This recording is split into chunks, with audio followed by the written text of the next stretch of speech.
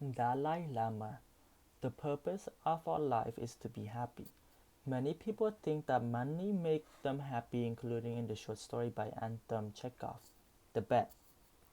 I choose a passage from the short story to point out the mistake made by some friend and the lesson we can learn from them. The following two paragraphs that I'm going to read is about the main character, the young lawyer. The and while I'm reading this passage, look out for the answer to these two questions. 1. What mistake did the young lawyer make from the bet with the banker? And 2. What happened to the young lawyer after 15 years in solitary confinement? My first reading is on page 1 in the left column, 4 paragraphs down. It says, the death sentence and the life sentence are equally immoral, but if I had to choose between the death penalty and imprisonment for life, I would certainly choose the second. To live anyhow is better than not at all. A lively discussion aroused.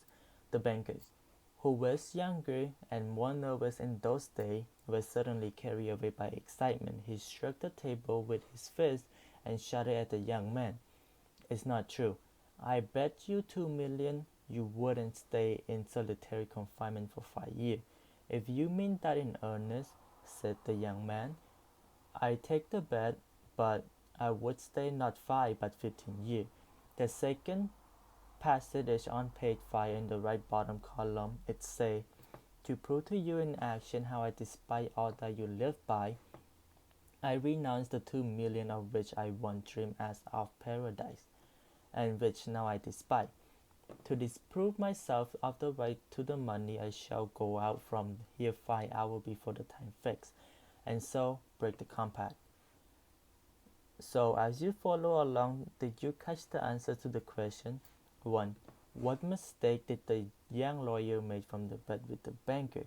The passage tells us that he is being overconfident while making the bet with the banker.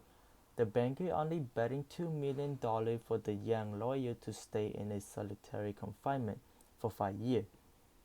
But instead, the young lawyer said that he will stay in a solitary for 15 years. So we can see that he emotionally excited at the moment. Why? It's because he saw the amount of money that the banker has offered him, and he thinks that staying in a solitary confinement for 15 years is easy. Now, after 2 years in a solitary confinement, he realized that it is not easy as he thinks it is, and instead of giving up, he keep pushing himself through. But this never bring him the same desire for money anymore. After a long period of time in a solitary confinement alone. So, the second question is, what happened to the young lawyer after 15 years in a solitary confinement? This passage explains a lot about how one person can change and not desire the thing that they once used to desire the most after gaining knowledge about it. The tone of this passage is like a waking up call for the young lawyer himself, because in the passage he mentioned it that to prove to you in action how I despise all that you live by, I renounce the 2 million of which I once dreamed as of paradise and now which I despise. This means that before he was in prison, he used to think that money is everything. He thinks that he will be happy if he has a lot of money. But after gaining the knowledge, he has realized that money isn't everything.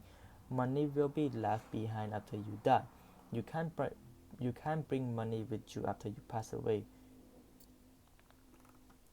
Nevertheless, money is still one of the important assets to live our lives in today's world.